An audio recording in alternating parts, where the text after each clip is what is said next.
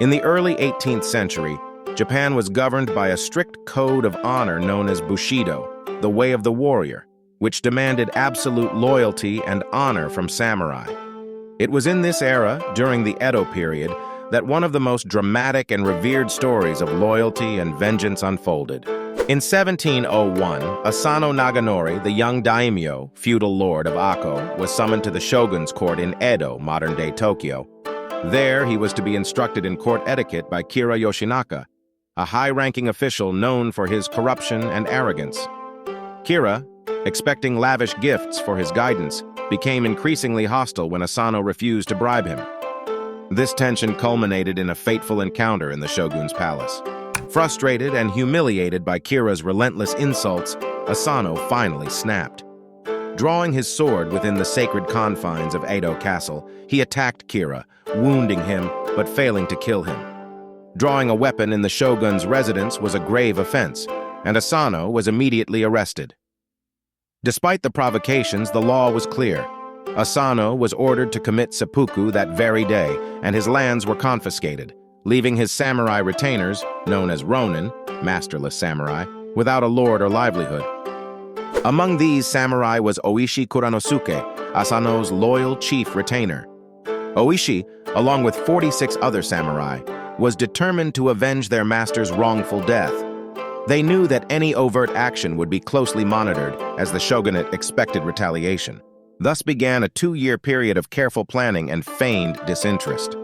Oishi himself became the epitome of this deception. To all appearances, he abandoned his samurai honor, indulging in drunkenness and frequenting brothels in Kyoto. His actions were so convincing that Kira's spies reported that the Ronin were no longer a threat. This elaborate ruse lulled Kira into a false sense of security, leading him to reduce his guard. On a cold December night in 1702, the Ronin's patience and planning came to fruition. Under Oishi's command, they gathered and armed themselves for their long-awaited assault. In the dead of night, the 47 Ronin stormed Kira's well-defended mansion in Edo. The raid was meticulously executed. The Ronin divided into 2 groups, attacking from the front and rear gates simultaneously, catching Kira's household completely off guard. A fierce battle ensued. The Ronin fought valiantly through the mansion, overwhelming Kira's guards with their skill and resolve. Amidst the chaos, they searched desperately for Kira, who had hidden himself in a concealed courtyard. After a thorough and intense search, they found him cowering in a storage shed. Oishi offered Kira the same chance for honorable death that Asano had been given, but Kira, trembling with fear, could not bring himself to commit seppuku. Oishi, fulfilling his duty, beheaded Kira with the very blade Asano had used for his own seppuku. With their mission complete, the 47 Ronin marched to Sengaku-ji, the temple where Asano was buried. They laid Kira's head before their master's grave, finally avenging his death. They then surrendered to the authorities, fully aware that their actions, though rooted in the samurai code of honor, were in defiance of the shogun's law. The public reaction was overwhelmingly sympathetic. The shogunate faced a dilemma.